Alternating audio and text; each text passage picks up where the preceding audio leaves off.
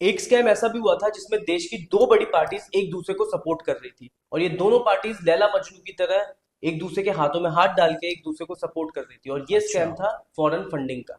और जब ये स्कैम सामने आया और कोर्ट में ये दोनों पार्टीज गिल्टी साबित हुई, तो इन दोनों की मोटू पतलू की जोड़ी ने एक दूसरे को सपोर्ट किया और संसद में चुपचाप जाके एक बिल पास कराया। वैसे तो ये दोनों पार्टी अलग अलग आइडियोलॉजीज को फॉलो करती है, बट जब वो कहते हैं ना कि जब केक कटेगा तो सब में बटेगा, तो इन दोनों ने मिल बांट के अच्छे से उस केक को ये खाया। ये ये वही फॉरेन फंडिंग का स्कैम है ना जो बीजेपी कांग्रेस ने मिलके किया था। एग्जैक्टली एग्जैक्टली, ये ये वही स्कैम है। ये हाँ, 2014 में जो सामने एफसीआरए आया का था। वायलेशन किया था। अच्छा, जैसे कि तेरे को नॉलेज है एफसीआरए के बारे में, तो हाँ इसका ना हमारी ऑडियंस को एक तो फुल फॉर्म बता, थोड़ा सा इसके बारे में ना डिटेल में बता।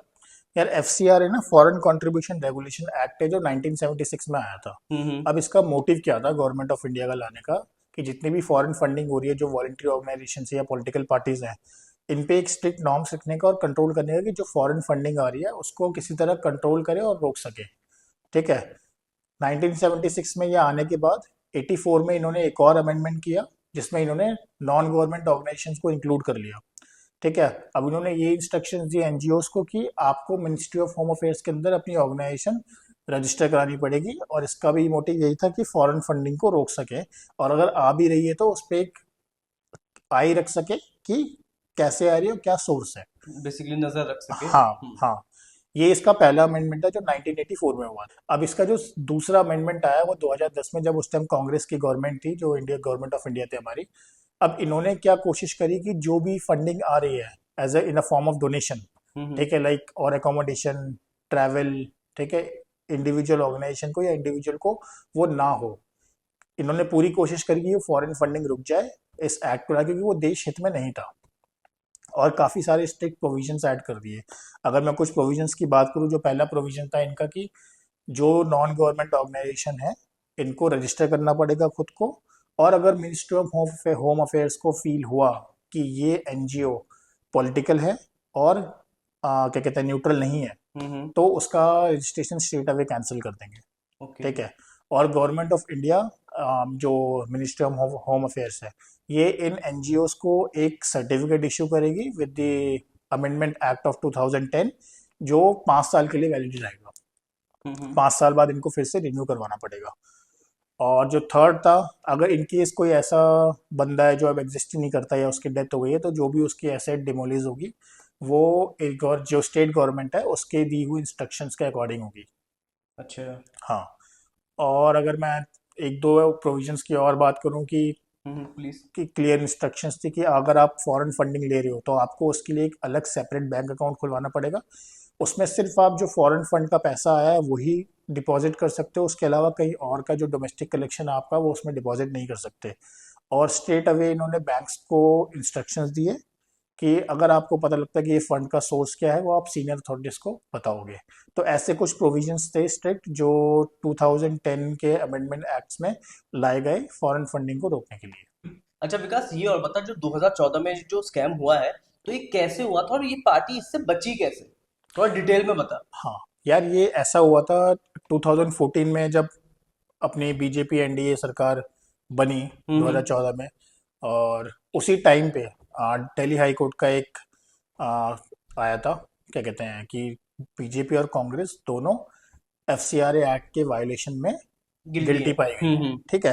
हम्म। और दिल्ली हाई कोर्ट ने क्लियर इंस्ट्रक्शंस दिए थे इलेक्शन कमीशन ऑफ इंडिया को कि इन दोनों पार्टी के अगेंस्ट एक स्ट्रिक्ट एक्शन लिया जाए फॉरेन फंडिंग वायलेशन में। ठीक है। उसके बाद करीब, अब इन्होंने क्या किया 2016 में, बीजेपी गवर्नमेंट ने साइलेंटली इसका जो डेफिनेशन है ना फॉरेन फंडिंग की वो हम्म। चेंज कर दी।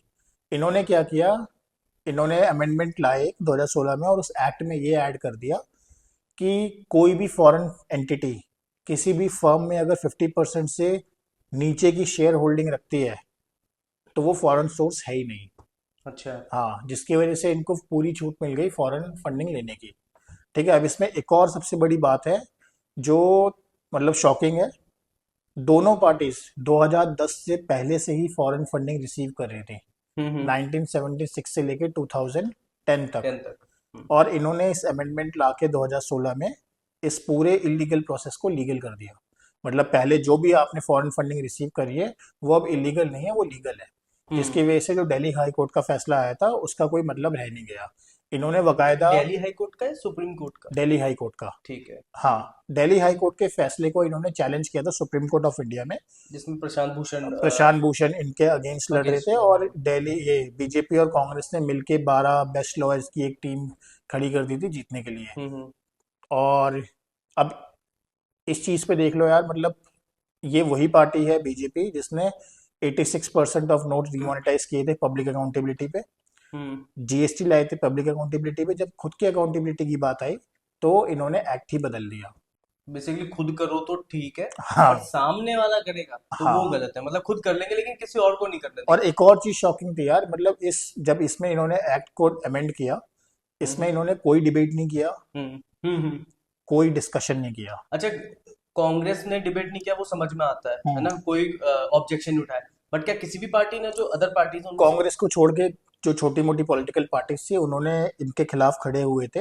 हम्म। पर लोकसभा में ये अमेंडमेंट जो आया था ये इजीली पास हो गया था, क्योंकि लोकसभा के स्पीकर के पास एक स्पेशल पावर होती है, अथॉरिटी होती है, अच्छा, ये दोनों जिसमें वो, मेजोरिटी में भी तो थे, बीजेपी और कांग्रेस। हाँ, उसका एक तो बड़ा अगर फायदा। ये लोग नहीं, कांग्रेस मेजोरिटी ऑब्जेक्शन में नहीं थी, उठाते भी। कांग्रेस अपोजिशन थी, हम्म। लेकिन दोनों की तलवार, दोनों के सर पे तलवार लटक लटक रही थी। अब हम्म। निकलना है यहाँ से, तो बातचीत हो ही जाती है बैकएंड में कि हम्म। भैया हमारा साथ दो, दोनों बचे रहेंगे। बेसिकली चोर चोर मुंह से रे भाई। हाँ, ये एक और है यार, मतलब अगर हम्म। पॉलिटिकल पार्टी ना आरटीआई हम्म। से भी बाहर है, अगर तुम सोचो कि मैं आरटीआई डाल के कुछ निकलवा लूं, हम्म। पॉलिटिकल पार्टी उससे एग्जेम्प्टेड है। अच्छा विकास, जैसा कि तूने बताया अभी, तो मेरे दिमाग में ना यार कुछ क्वेश्चंस हैं। हाँ, जैसे कि ऐसी कौन कौन सी पार्टीज हैं या कौन लोग हैं, कौन से ऑर्गेनाइजेशंस हैं जो एलिजिबल हैं इस फंड को लेने के लिए, और इसके लिए क्या परमिशन लेनी पड़ती है? कोई भी पार्टी हो या एनजीओ हो, हम्म। ठीक है, वो फॉरेन फंड रिसीव कर सकता है, बट एक क्या कहते हैं, उनको क्या करना है, उनको खुद को रजिस्टर कराना है एफसीआरए के अंडर। ठीक अच्छा। है, कोई भी एनजीओ लाइक ट्रस्ट है या किसी सोसाइटी के लिए काम कर रहा है, कल्चरल एक्टिविटीज़ है, इकोनॉमिक डेवलपमेंट है, ठीक है, उन और कोई भी सेक्शन 8 ऑर्गेनाइजेशन है, तो उनको एफसीआरए सर्टिफिकेशन लेना पड़ेगा, रजिस्ट्रेशन करना पड़ेगा, और एक सेपरेट बैंक अकाउंट खुलवाना पड़ेगा जिसमें वो अपनी सिर्फ फॉरेन फंडिंग जो भी आ रही है उसमें वो डिपॉजिट कर सके। उसके अलावा कोई अदर डिपॉजिट उसमें नहीं कर सकते। अगर वो ये नॉर्म्स फॉलो करते हैं तो वो क्या कहते हैं, फॉरेन फंडिंग रिसीव कर सकते हैं। अच्छा, ये सेक्शन 8 क्या है यार? सेक्शन 8 कोई भी रजिस्टर्ड कंपनी, अच्छा। हाँ, वो सेक्शन 8 कंपनी है। अच्छा, तो ऐसे कौन से लोग हैं, ऑर्गेनाइजेशंस हैं या पार्टीज हैं जो ये फॉरेन फंडिंग रिसीव ही नहीं कर सकते? हाँ, कोई भी अगर कोई पॉलिटिकल पार्टी है वो फॉरेन फंडिंग रिसीव नहीं कर सकती। ठीक है, हम्म। कोई इंडिविजुअल है जो गवर्नमेंट सेक्टर में जॉब करता है, हम्म। ठीक है, या फिर कोई लेजिस्लेटिव असेंबली में अपॉइंटेड है, ये लोग फॉरेन फंडिंग रिसीव नहीं कर सकते। कोई भी एडिटर, जर्नलिस्ट, ठीक है, ये लोग फॉरेन फंडिंग रिसीव नहीं कर सकते।